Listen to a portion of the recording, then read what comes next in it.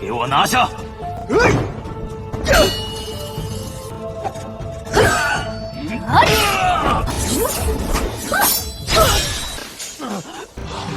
你没事吧？ 泄气！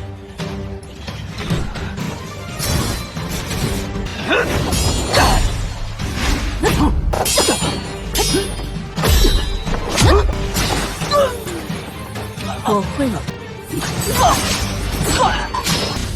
怎么好使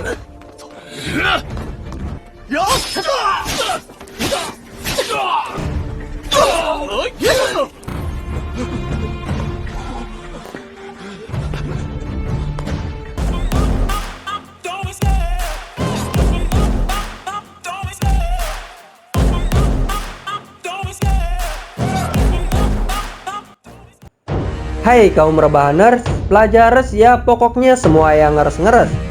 By the way, apa kabar kalian semua? Apakah wifi tetangga masih aman?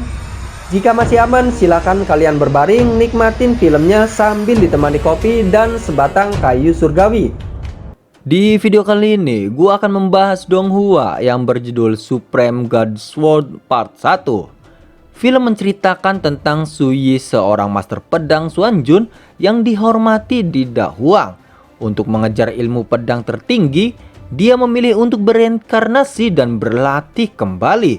Setelah reinkarnasi, identitas baru Suyi adalah pelayan keluarga Su di kerajaan Zhou Yujing. Tapi dia dengan berani melarikan diri dari rumah pada usia 14 tahun dan pergi ke rumah pedang Xinghe untuk berlatih. Oke, tanpa banyak bacot, kita langsung saja masuk ke isi ceritanya. Film diawali di dalam sekte yang sedang ada pemberontakan oleh murid-muridnya.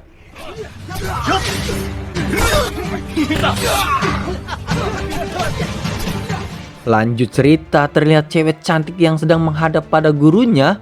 Dia tidak menyangka jika sang guru telah menaklukkan era dominasi lalu menjadi master dari semua aliran dan menjadi master pedang Xuanjun.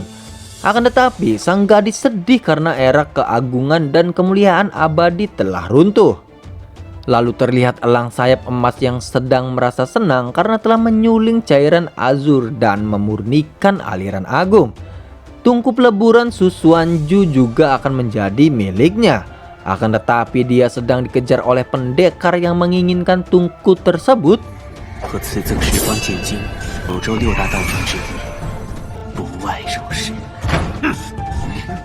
Setelah itu, Pimo muncul di petilasan gurunya dan dia menyuruh sang adik untuk segera pergi. Jika tidak, maka akan ada musuh yang menerobos masuk ke dalam sekte. Dan amanat dari sang guru, jika dia meninggal lalu dia menyuruh 9 penerusnya untuk pergi. Akan tetapi, Pimo beralasan jika dia melihat pengkhianatan di dalam sekte dan akan menghancurkan harta yang ditinggalkan oleh gurunya. Ternyata kedatangan Pimo ke sekte ingin memiliki pedang 9 milik sang guru.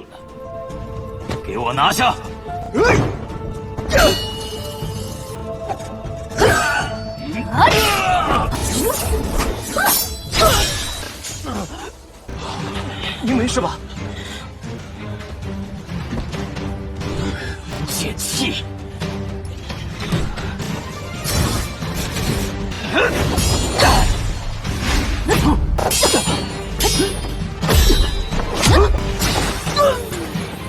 我会。 怎么好使？ Pimo pun dikalahkan oleh jurus pedang ungu dan dia segera pergi.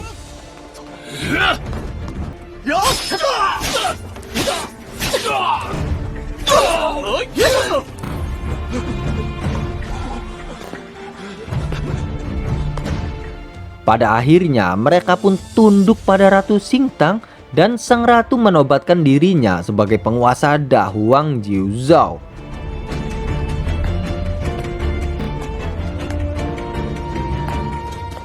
Setelah itu, Xingtang kembali ke kuburan sang guru dan untuk melapor kejadian pengkhianatan yang dilakukan oleh Pimo. Akan tetapi Ratu Xingtang juga menginginkan pedang 9 milik sang guru karena untuk dia pelajari misteri di dalam pedangnya. Pada saat dia membukanya, jasad dan sang guru telah tiada. 这怎么是空的？不对呀，苏玄君也不在里面。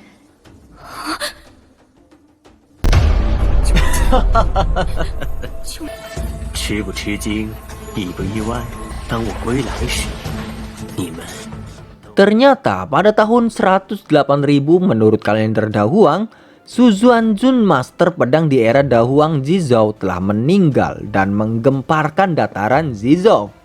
Xin berpindah 500 tahun kemudian, reinkarnasi dari master pedang Su Xuanjun telah muncul.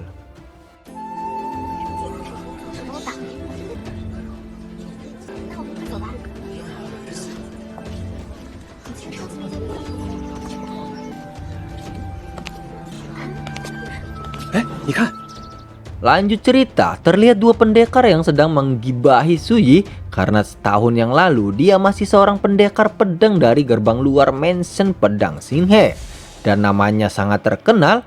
Lalu terjadi kecelakaan yang membuatnya kehilangan basis kultivasinya dan sekarang menjadi menantu dari kediaman keluarga Wen. Suyi yang mendengar perkataan mereka, jika mereka ada benarnya, karena dia yang sekarang bukanlah master pedang pada saat di masa lalu. Xin berpindah di kediaman Suyi, dan Suyi pun sedang memikirkan ujian pedang untuk bisa dipromosikan ke ranah pengumpulan Ji. Dan jika lulus maka akan menjadi murid gerbang dalam, serta mendapat dukungan dari mansion pedang Xinghe.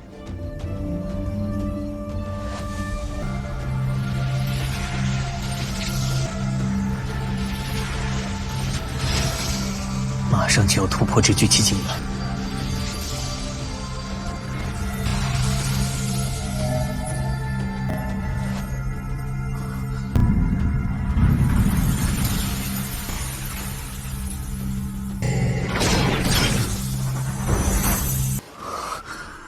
Pada saat Suyi melakukan kultivasi, tiba-tiba dia kesakitan karena kemunculan pedang 9 penjara serta membuatnya diusir dari keluarga Su. Lalu dilempar ke dalam keluarga kecil Wen di kota Guangling. Ternyata Suyi sudah berlatih selama setahun meskipun energi spiritualnya diserap oleh pedang 9 penjara, tapi aura yang terkumpul telah memecahkan lapisan segel pertama. Dan Suyi juga mengingat kembali ingatan kehidupan sebelumnya. Tiba-tiba Wen Lingxiu muncul dan membuat para lelaki yang melihatnya terpana. 什么人才能博他一笑呢？赘婿啊！听说赘婿太丢脸了。小丫头出落得愈发水灵了。 Setelah itu Wen Lingxiu menghampiri kakak iparnya yaitu Suyi. Dan Suyi pun tidak menyangka jika penampilan Lingxiu di akademi sangatlah dingin. Menurut Lingxiu, jika dia tidak berpenampilan seperti itu, maka akan banyak sekali pria mesum yang akan mengganggunya. 也对，林雪也称得上是一等一的小美人了。 Akan tetapi, Lingxiu merasa khawatir karena penampilan dinginnya akan menyebabkan banyak sekali masalah. Lalu mereka pun akan segera pulang dan Lingxiu sangat kasihan terhadap Suyi. Karena sejak menjadi keluarga Wen, dia selalu tinggal di rumah dan selalu ditekan oleh keluarganya. Dan sudah 1 bulan tidak bertemu kakak ipar, dia sudah berubah. Setelah itu, Suyi mengatakan jika dia menjemput Lingxiu karena suruhan istrinya yang telah kembali ke keluarga Wen. 姐夫，你可别逗我。不会再像以前那样。咱们回家吧。 是因为你姐姐回来了。她终于愿意回来了。